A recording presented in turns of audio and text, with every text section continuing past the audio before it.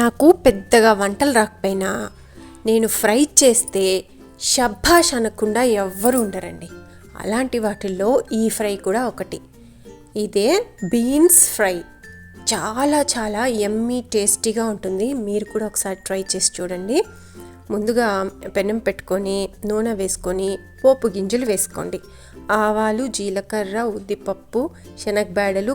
నాకు ఇక్కడ పప్పులు అవైలబిలిటీలో లేవు ప్రస్తుతానికి, కాబట్టి నేను మీకు చెప్తున్నాను. మీరు వేసుకోండి, తప్పక వేసుకుంటే చాలా క్రంచీగా ఉంటుంది వేపుడు అని మర్చిపోకండి. ఇక సన్నగా తరిగి పెట్టుకున్న పచ్చిమిర్చి స్కిప్ చేయకూడదు.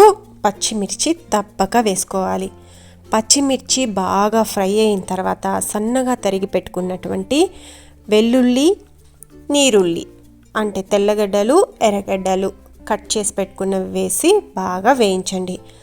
ఇప్పుడు ఒక చిన్న పొటాటో తీసుకొని పీల్ ఆఫ్ చేసి సన్నటి ముక్కలుగా చేసి ఇందులోకి యాడ్ చేయండి.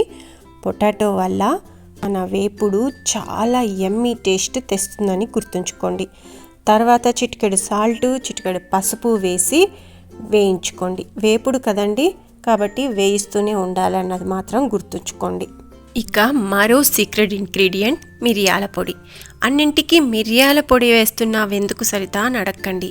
ఇదే టేస్ట్ని రెట్టింపు చేస్తుంది. వేసి చూడండి. ఇప్పుడు మనం మన మెయిన్ ఇంగ్రీడియంట్ బీన్స్ని తీసుకొని బాగా వాష్ చేసి ఇలా నేను చూపిస్తున్న విధంగా చిన్న చిన్న ముక్కలుగా కట్ చేసుకొని మనం ఇప్పటి వరకు వేయించుకున్న ఆనియన్ పొటాటో ఫ్రైలోకి ఇది యాడ్ చేసేసేయండి. యాడ్ చేసి పచ్చివాసన పోయేలాగా వేయించండి. వేయించి స్టవ్ సిమ్లో పెట్టి కాసేపు ఉడకనివ్వండి.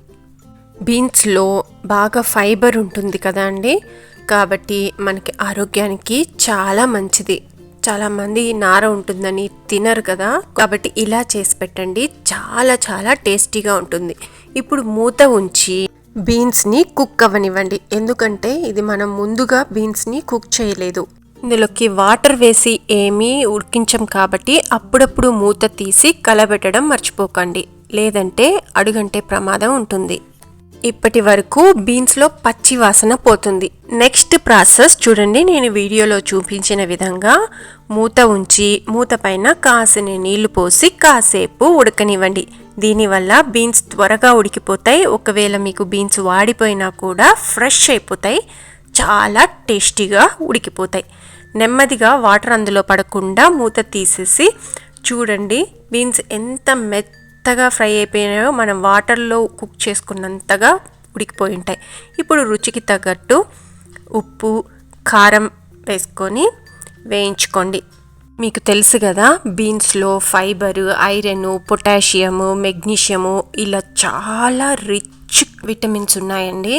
కాబట్టి మనం సర్వకాల సర్వావస్థలలో తినొచ్చు అన్నమాట. తర్వాత ఇప్పుడు చివరగా పప్పుల పొడిని యాడ్ చేసుకోండి. పప్పుల పొడిలో కూడా చాలా ప్రోటీన్ ఉంటుంది.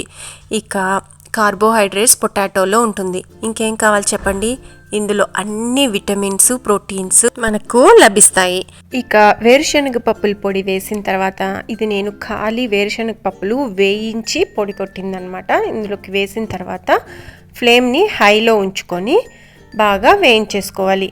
ఫ్లేమ్ తగ్గించి ఉన్నిందనుకోండి నీళ్ళు ఊరిపోతుంది, ఫ్రైగా ఉండదన్నమాట.